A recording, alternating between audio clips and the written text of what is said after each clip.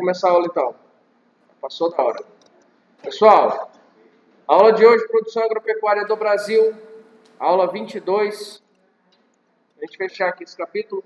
Depois eu volto com vocês, corrijo o 21 desse e também da GE1, urbanização e ruralização, né? Geografia rural e geografia urbana, que são os conteúdos do simulado que vocês vão fazer agora, dia 20, né? Enfim, é sexta agora? Enem? Ah, eu sei lá. Ah, não.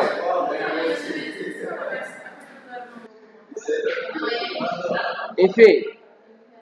Não, Leila, eu tô falando daquele do Enem. É que no do Enem eu coloquei só conteúdos desses dois temas. Ô, Maurício, pronto? Vamos lá? Produção agropecuária do Brasil. Pessoal, especificamente no nosso país, né? Não tem como a gente falar de agropecuária sem falar de geopolítica. E falar de geopolítica, no caso brasileiro, sem falar da nossa agropecuária. A agropecuária brasileira, ela não é o responsável pela maior parte da produção do PIB, contudo, para a exportação, ela é o que compõe as nossas pautas de exportação, principalmente produtos da agropecuária. Tá? E nós estamos vivendo um momento agora de alta nos preços das commodities, né? Isso tem sido bom para os produtores. O Brasil esse ano vai ter recorde de safra mais uma vez, né? E o preço dos alimentos não para de subir, mesmo com a oferta em alta. Por quê? Porque a procura também por alimento está muito grande. Os chineses estão comendo tudo. Não só os chineses, mas os europeus, os americanos. Esses isolamentos aí estão fazendo as pessoas ficarem com mais sobrepeso ainda, né? E a demanda por comida está sendo ainda maior e, consecutivamente, os preços têm subido. E o Brasil é um dos grandes fornecedores mundiais de comida, né, de gêneros agrícolas. E aqui nós temos já essa tabela comprovando isso que eu estou falando. Ó. As maiores produções do mundo, ó, que o Brasil se destaca: açúcar, café, suco de laranja, soja em grão, carne bovina, carne de frango, óleo de soja, farelo de soja, milho, carne suína. De quê?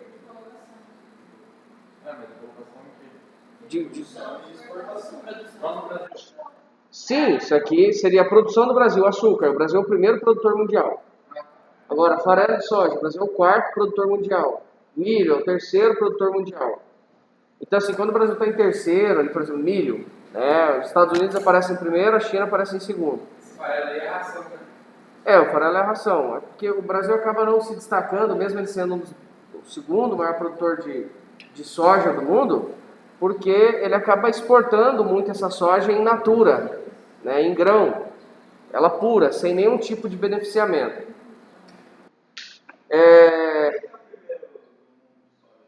Estados Unidos. Estados Unidos em primeiro em milho, em soja. Os Estados Unidos se despontam. O negócio é que quando você olha para a exportação, o cenário dá uma mudada, né? Açúcar o Brasil primeiro, café o primeiro, suco de laranja primeiro, soja em grão primeiro, carne bovina primeiro, carne de frango primeiro, óleo de soja em segundo, farelo de soja em segundo, milho é o terceiro mesmo, carne suína é o quarto. Que ele produz, ele exporta. A diferença dos Estados Unidos é que ele tem uma produção exorbitante de milho, por exemplo, só que ele não exporta tanto quanto, né, o Brasil, proporcionalmente.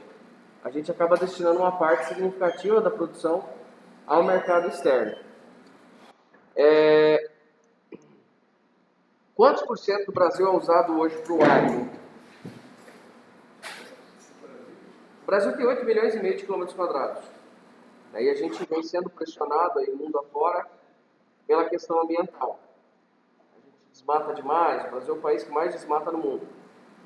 Só que em contrapartida nós temos as maiores reservas florestais nativas do mundo. Cerca de 65% do território brasileiro ainda é composto por vegetação nativa.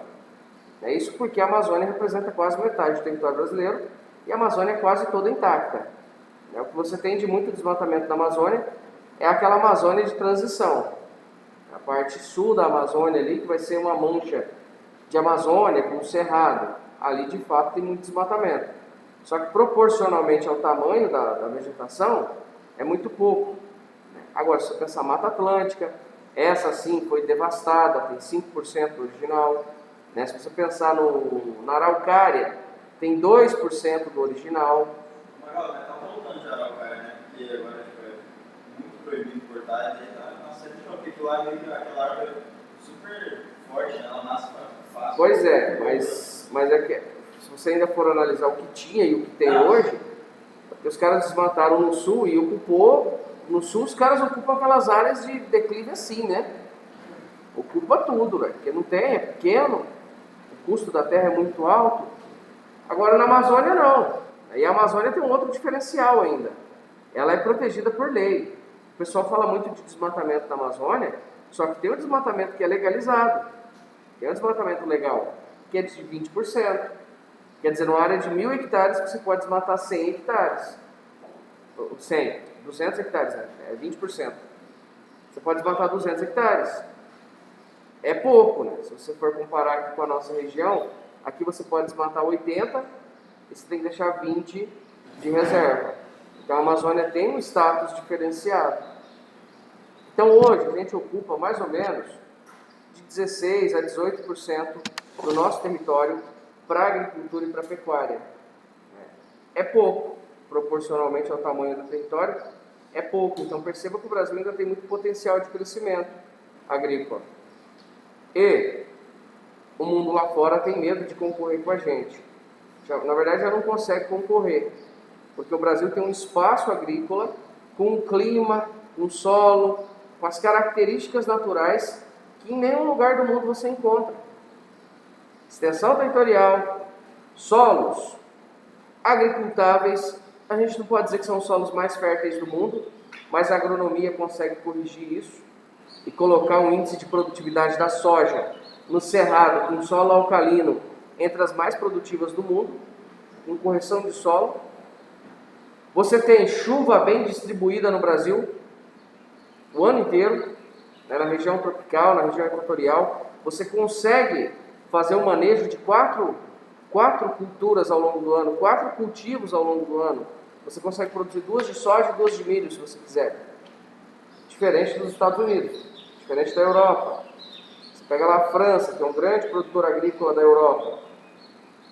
A França consegue produzir uma safra de um monte de gênero. E olhe lá, quando o frio não é intenso demais.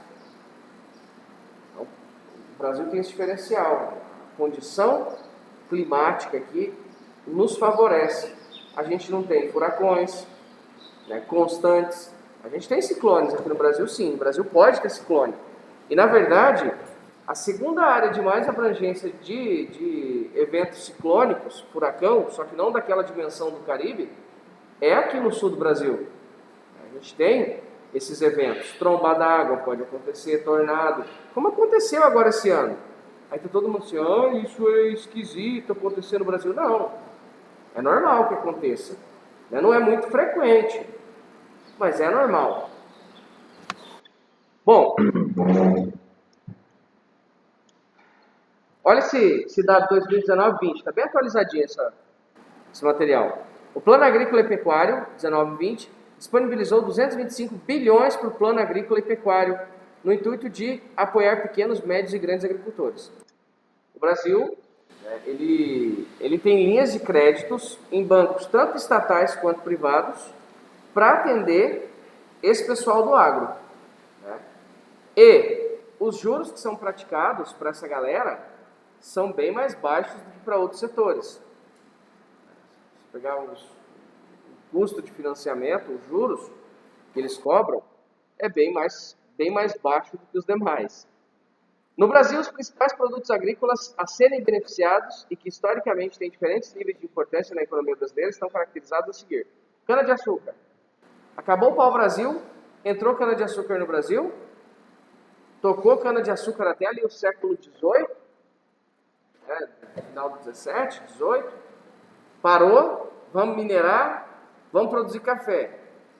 Quando volta, né, nunca deixou de ser produzido porque açúcar é um elemento indispensável no dia a dia, né? Todo mundo gosta de açúcar. Embora seja um veneno para a saúde, a gente não consegue viver sem. E se você voltar, né, lá na Europa medieval, né, ter açúcar era coisa de nobre. E aí quando volta ali os anos 1970 no Brasil, o açúcar a cana-de-açúcar começa a ter uma outra destinação. Qual que é? Deixa a Maria Luísa aceitar lá. Ah, então esses guri tem que entrar na hora, que eu não vou ficar saindo de aula, entrando em aula não. Tá bom, só dessa vez. Gente, a aula começa às 7 horas. Ô, Tiago, a aula começa às 7 horas. Agora já é 7h25. 7 horas, anotem aí, coloca um despertadorzinho para vocês. Acordem 6h30. Vai dar tempo de vocês escovarem o dente, se preparar para a aula. O Brasil, especificamente, ele começa a produzir cana-de-açúcar a partir dos anos 70 para atender aos interesses energéticos do país. O Brasil foi o primeiro país do mundo a adotar carro a álcool em série. O primeiro carro a álcool em série produzido é o Fiat 147. Aquele buzunguinho, pequenininho. Parece o Cinquecento agora, esse novo, né? Pequenininho. Por quê? Porque o mundo passava por um colapso energético. O petróleo estava com alta absurda. Inclusive aquele material que eu... Essa porra aqui tá...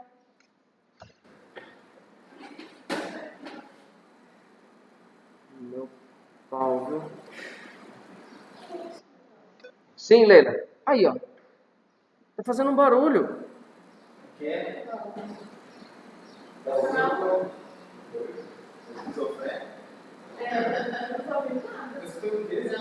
Vocês são os maricas.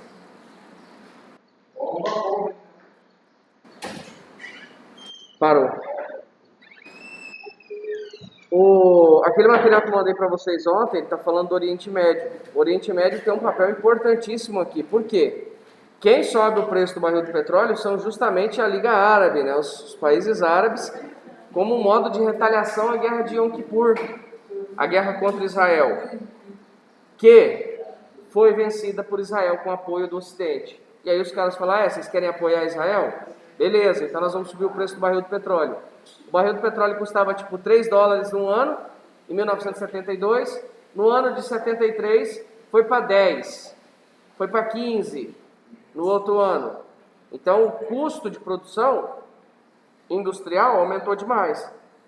E o Brasil na época, ele não tinha petróleo em abundância. A Petrobras não era uma potência como ela era antes do PT, ou como ela é hoje, né? A Petrobras era uma empresa bem modesta, produzia petróleo. Tá ouvindo isso? Ah lá, eu falei. Aí, viu? Eles estão ouvindo. Tá fazendo barulho. Não, essa extensão aqui, ele está carregando e descarregando. Mas você só tá carregando o celular da mãe aí? Às vezes é o seu carregador. Bota o dedo aí, vê se tá deixando aqui. No seu... Esse é bom, esse troço. Olha lá, ela tá mensagem do Pedro aí, Achei. gente, você que larga a voz com meu.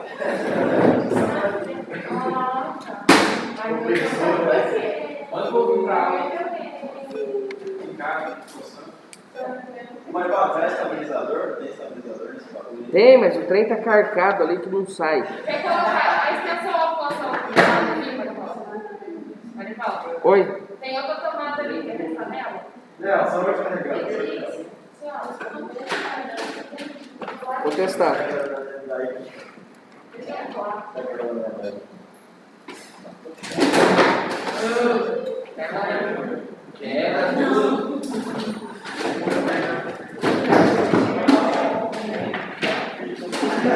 Ajuda aí.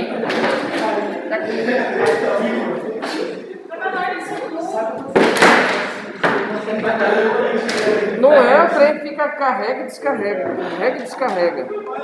Esse é o Félix Goiás. Aí, filha da puta, não foi. Esse é o carregador. Também você tá com lixão. Esse é o computador, velho. Você tá com lixão, você quer o quê? Agora foi. Obrigado, Letícia. 10 reais. Computador novinho, comprei em 2012.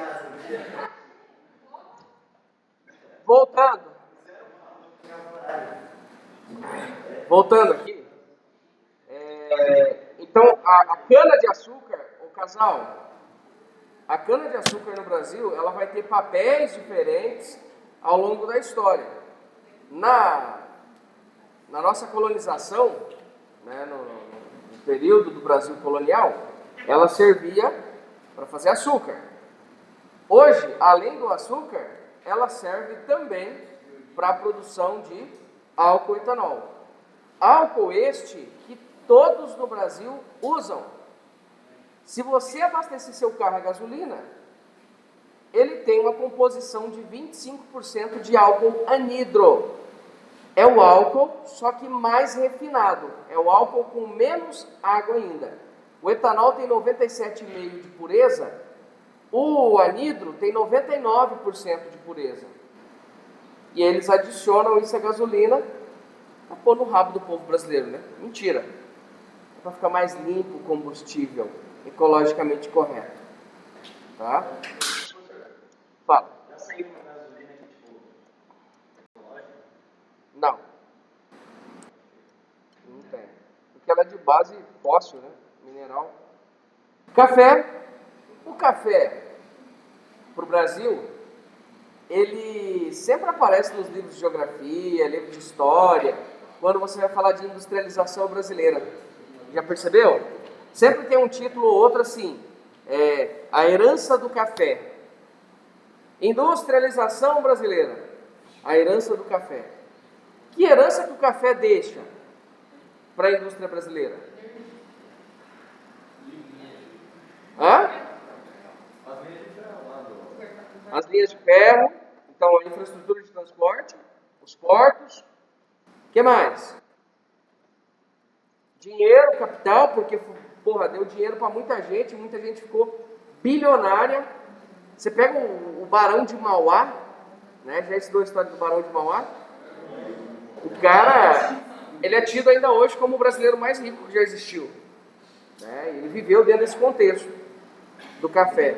O café deixou muita gente rica. Né? A ponto de o Barão de Mauá ser mais rico que o próprio Império. Simples, o café é simples. Só que ele é simplesmente a segunda bebida mais consumida no mundo, né? Só perde para água. Café, velho. E na época, né, ninguém conseguia produzir tanto café quanto o Brasil. Na verdade, até hoje, o Brasil continua sendo o principal produtor de café. Hã? Quem não usa cafeína diariamente, né? Tem dor de cabeça.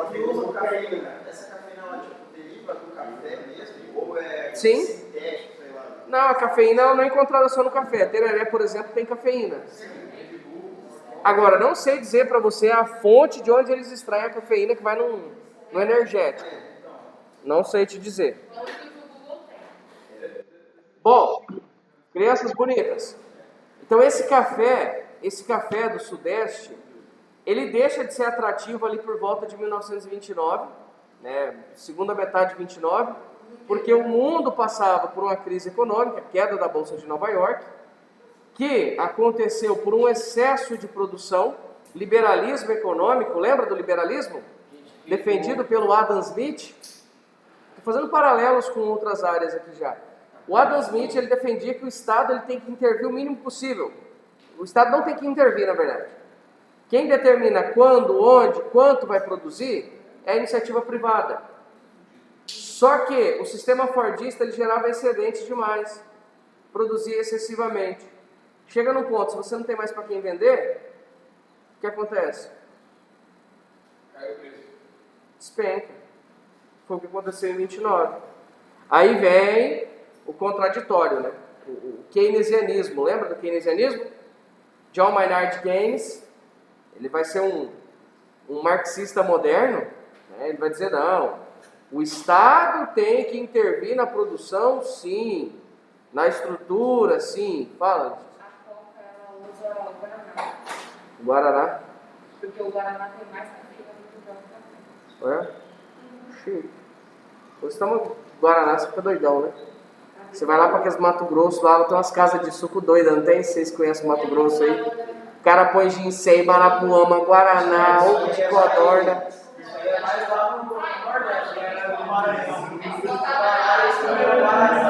Guaraná mesmo, você Alucinado, né? Crianças, olha só. Então, até 29, vamos comprar um frango final de semana, né? Põe o papo em dia. Até 1929, o café ia muito bem.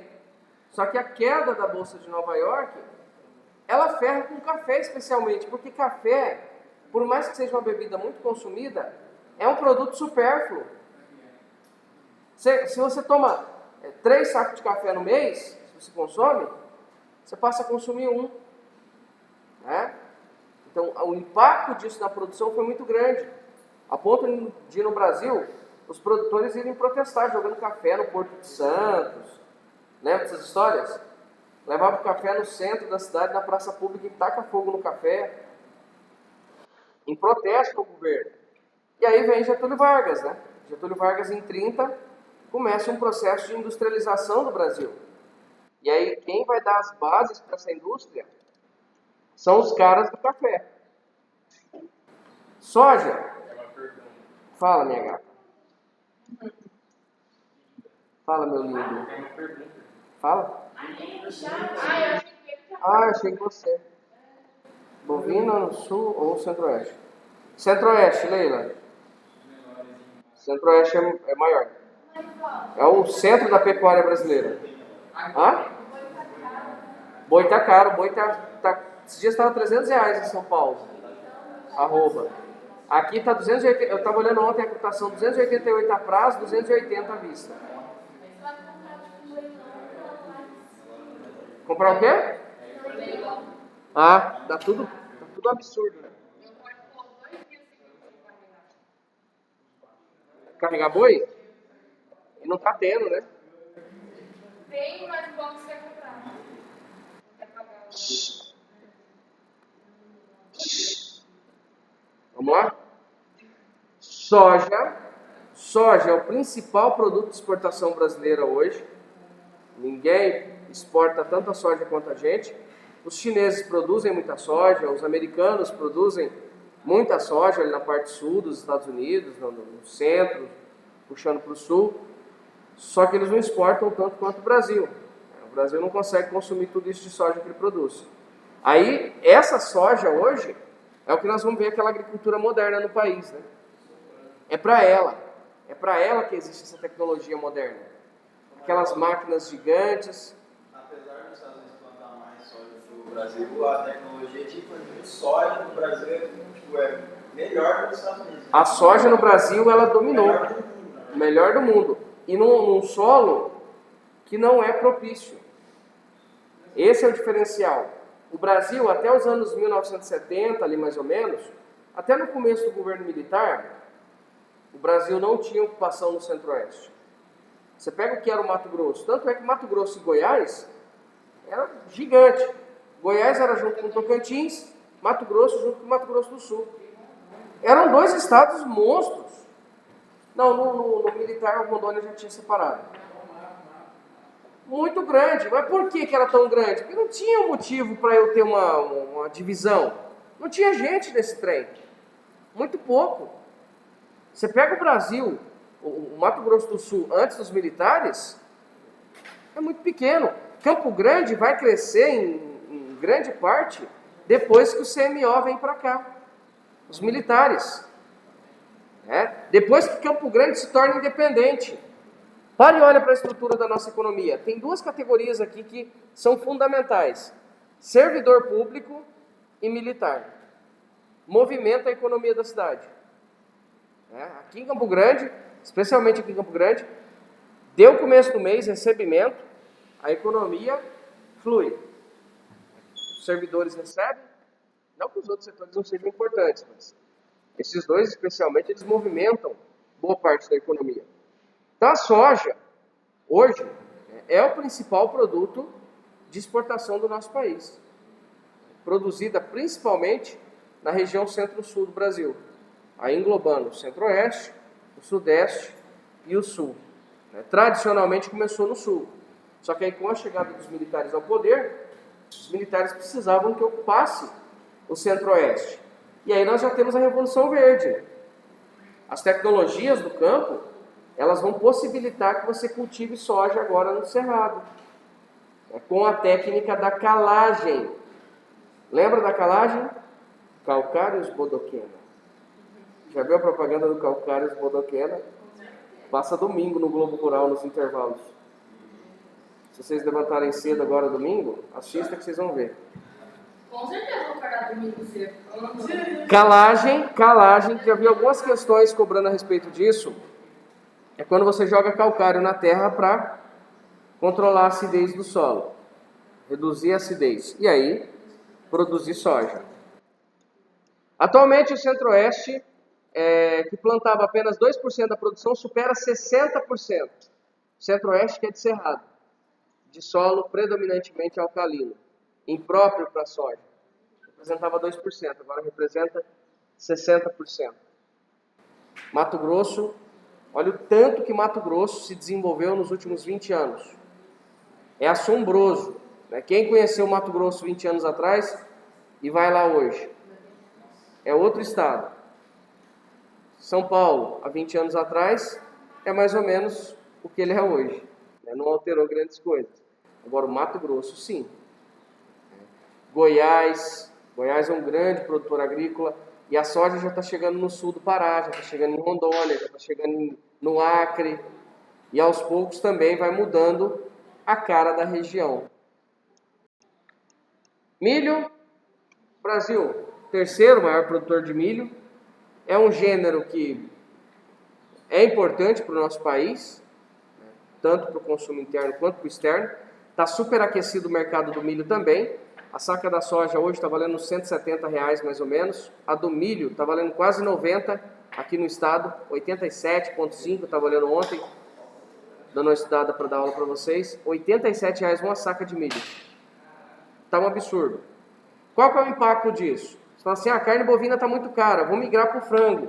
Vai se fuder também, porque o frango depende da ração. A ração vem do milho, principalmente milho, soja. Se lascou, velho. De todo jeito você vai se lascar. Ah, vou comer carne de porco. Tá caro também. Não está tendo muito como escapar da inflação dos alimentos. O mercado está muito aquecido. Não, verdura é caro. Maurício, isso é inflação. Porque o pessoal está pensando assim, só na lógica. Ó. Dólar, 5,50. O produtor está exportando em dólar. Que maravilha, né? Ganhando dinheiro pra caramba. De fato, estão ganhando dinheiro. Só que, quando você vai comprar fertilizante, que o Brasil não produz, você vai comprar agrotóxico, que o Brasil não produz, você vai comprar maquinários, que o Brasil não produz, você vai negociar em dólar. Aí você senta. Porque você vende matéria-prima, tá aquecida a matéria-prima. Tá, só que o valor agregado é mínimo. Quantas sacas de soja você não tem que vender para comprar uma colheitadeira? Tá maluco, né? Quantos hectares de soja você não tem que plantar? Muitas, né? É aí que está o diferencial. No caso do Brasil, quem impulsiona o agronegócio é o Estado, né? Você faz financiamento para esse povo. Você tem um financiamento para você plantar, depois você tem um financiamento de custeio. Custa 2 milhões a máquina. Se dá para a gente 200 pau ali, financia e vai rodando. Tem carência, dependendo o FCO que você faz, o financiamento. Vamos lá. Tá, falando do milho. Citricultura, cítricos, né, principalmente laranja. O Brasil é o maior produtor e exportador de suco de laranja. O suco de laranja é o querido dos brasileiros, né, é o querido dos americanos. Está presente, dependendo da casa, diariamente. Né? A laranja é um arroz com feijão, né? Você chega num lugar, pode não ter suco de porra nenhuma, de laranja tem, né? Tem que ter.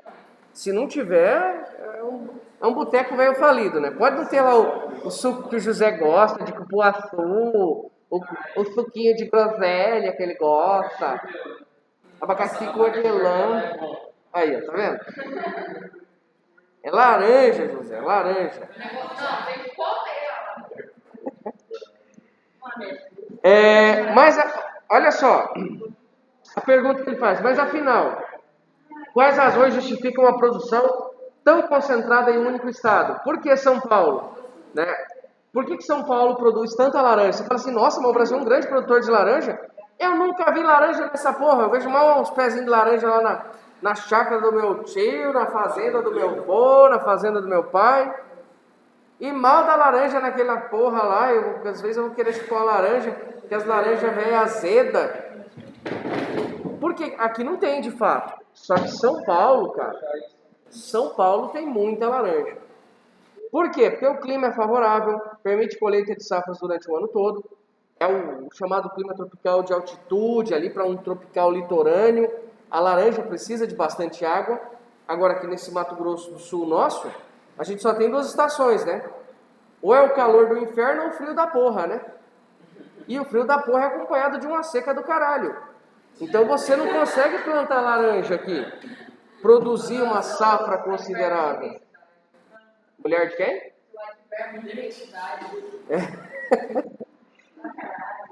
Baixo custo de produção, proximidade do setor produtivo, indústrias de grande escala, com navios próprios para distribuição de suco e armazéns de portos particulares.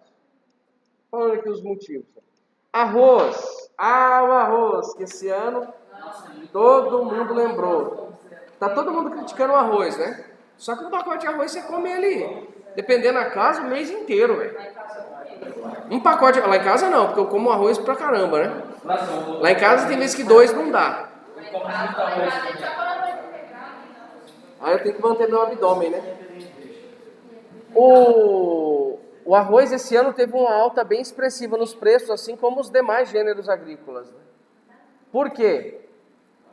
O Brasil produz cerca de 14 milhões de toneladas por ano e ele exporta cerca de 1 tonelada. Só que o Brasil, ao longo dos anos, ele vem reduzindo o consumo de arroz. Para muitas pessoas, o arroz tem se tornado um vilão, né? Porque os nutricionistas pedem para você evitar o carboidrato. Arroz, macarrão. Os brasileiros têm mudado aos poucos a dieta. E o arroz está em desuso. As pessoas não estão comendo mais tanto arroz. E aí, esse ano, né, especificamente com a pandemia, né, o povo ficando mais em casa, o povo está comendo mais. Faltou. Né, e sem contar a qualidade do arroz. O arroz, esse ano, está com a qualidade inferior a de anos anteriores. Se você for comprar um arroz aí dos arroz bons, né, um Tio João, aquele Camil, tá 26, 28, 30 reais, dependendo do mercado. Né? Um saco de 5 quilos. Em contrapartida, 1 quilo de carne de segunda tá 30 reais também. Né? Tá meio caro o negócio.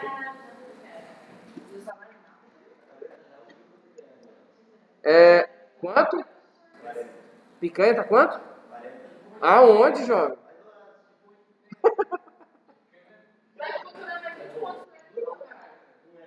É picanha de... É picanha de anta, né? Ô, pessoal, aonde está a produção de arroz do Brasil? No sul do país. Inclusive, o Rio Grande do Sul Tem arroz até aqui nessas regiões de Miranda, de Aquidauana. Então, até tem, né? Mas é muito pouco. É bem modesta a produção. Ali na região de Porto Murtinho tinham cultivos de arroz. Não sei como é que anda o sul do estado na produção de arroz. Mas, o que foi, menina?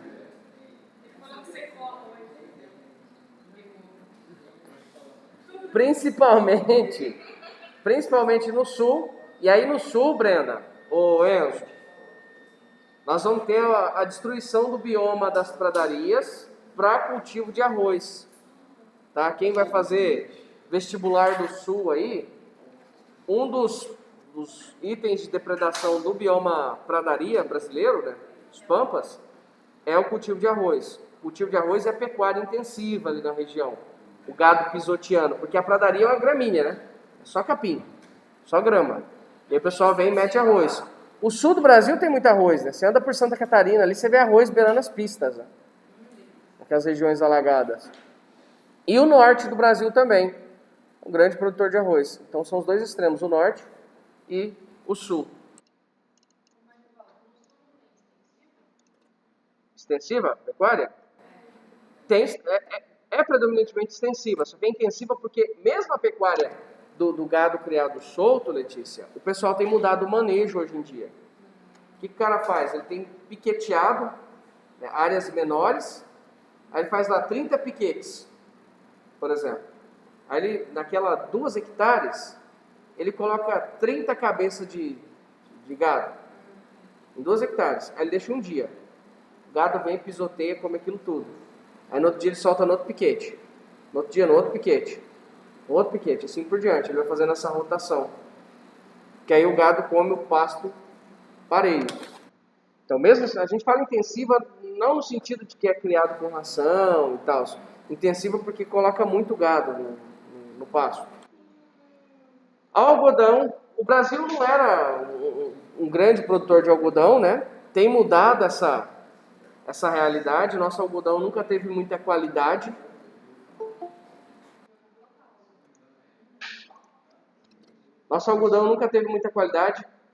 Mas a partir de 1990, ali final de 80, o Brasil começou a mudar essa perspectiva, porque o país precisa de produzir para a indústria interna. Afinal de contas, nós temos uma das maiores populações do mundo, né? E importar estava muito caro. Anos 90, cara, é uma década bem turbulenta para o Brasil. Então, aos poucos, o algodão vai entrando no nosso país. E hoje, você pega ali o Mato Grosso, é um grande produtor de algodão. Aqui no nosso estado tem cultivo de algodão, principalmente ali na região de Costa Rica, aquela parte nordeste aqui do Mato Grosso do Sul, hoje tem bastante algodão. Estado da Bahia produz bastante algodão. Em João Pessoa, eles produzem algodão colorido já. Já vi. Tem 4 tonalidades, se não me engano. Ele fica mais pro verde, mais pro uma cor escura, uma cor mais clara e preta. Então é mais lindo. Olha aí. Já faz a roupinha coloridinha, né? Ele já vem colorido. Gente, Tem um cara no curso que chama Freund, não sei o primeiro nome dele, mas o sobrenome dele é Freund. Ele já foi recordação mundial de plantar algodão. Ele plantava 80 mil hectares de soja. soja? Não, de algodão, falei errado. 80 mil hectares de soja não é vida, não. Não, é 80 mil de algodão. Ixi, mas o algodão também não fica atrás não, porque você pega o preço do algodão, é caro, velho. Mas nem até que a soja. Isso ele fez. Maurício, eu não sei quanto está a cotação do algodão não, cara, mas o mercado do algodão está muito aquecido por conta da China, do Sudeste Asiático. Isso, ele plantava também faz, sei lá, uns 10 anos, eu acho. Por peso? É por peso o algodão.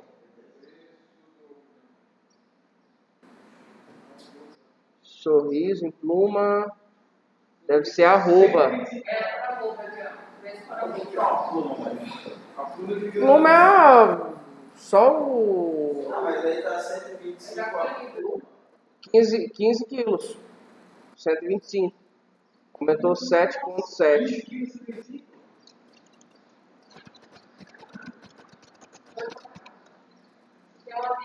Uma comida dela lá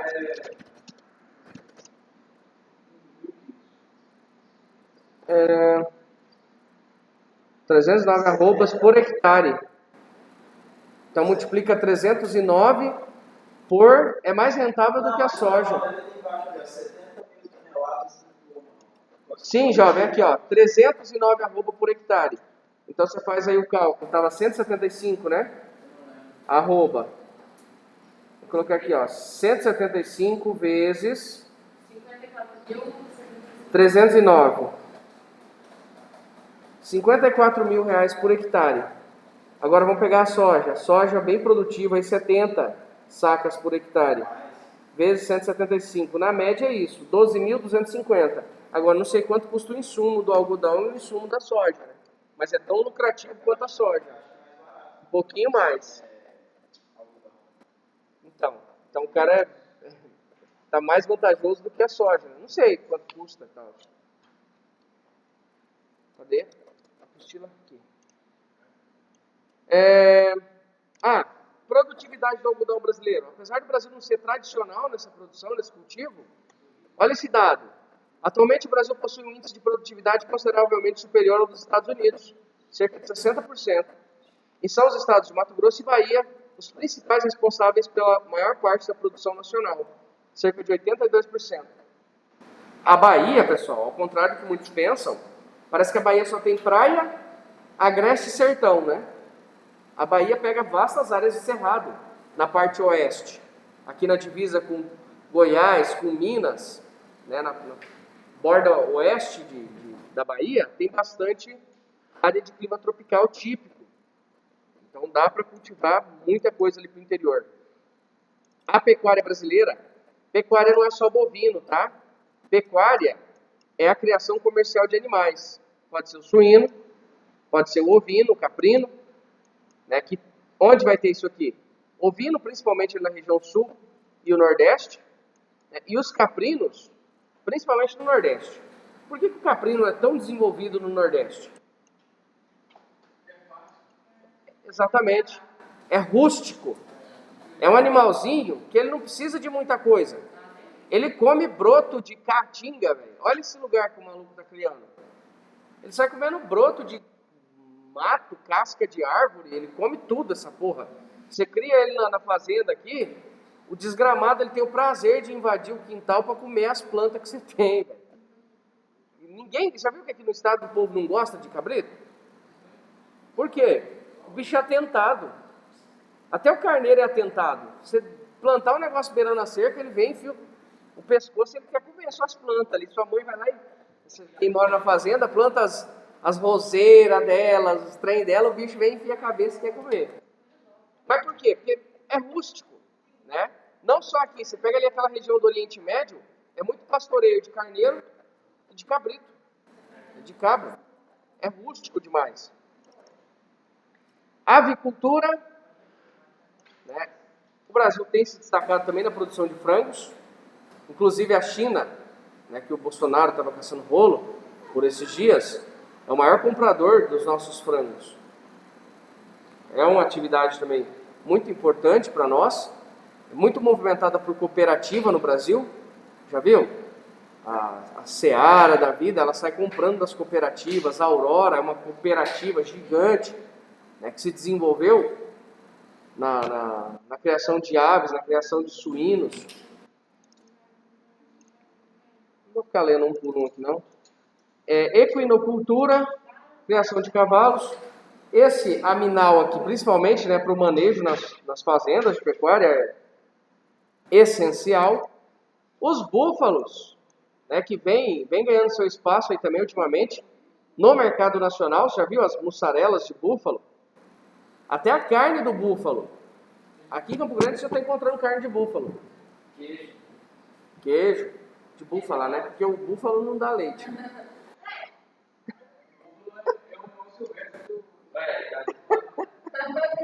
Na verdade, o búfalo é de origem africana, né? Os caras colocam no Pantanal. É muito rústico, né, o bicho. Asininos e muares, nossos amigos. Asnos e mulas, até Os asnos, tem uma particularidade, né, no Nordeste, que o pessoal tá abandonando os bichinhos, cara. Porque... Hã?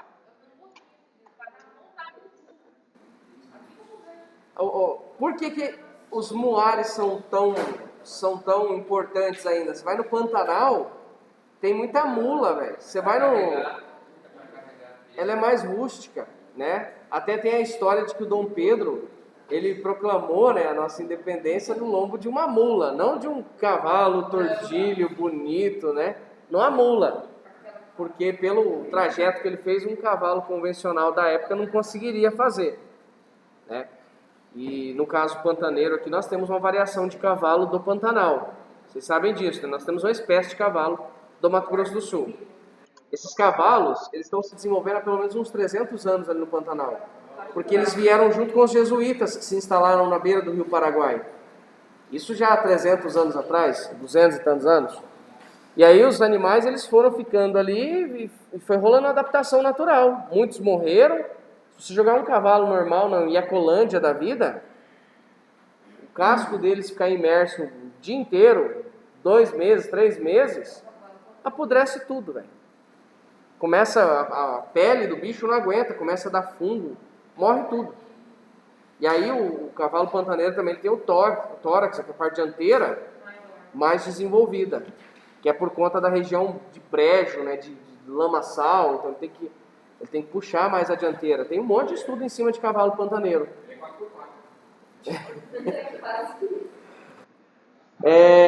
Aquicultura, pessoal, ele abrange várias coisas. Ó. A piscicultura, a carcinicultura, camarões, a malacocultura, os moluscos, ostras, mexilhões, caramujos, vieiras, algicultura, as algas, e ranicultura, rãs.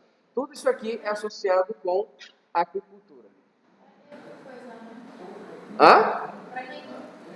Para comer. É uma delícia a carne de rã. Verdade, já comi. Eu moro... Parece peixe, assim, frango. É meio que nem jacaré. Não, você tem que comer as coisas para experimentar.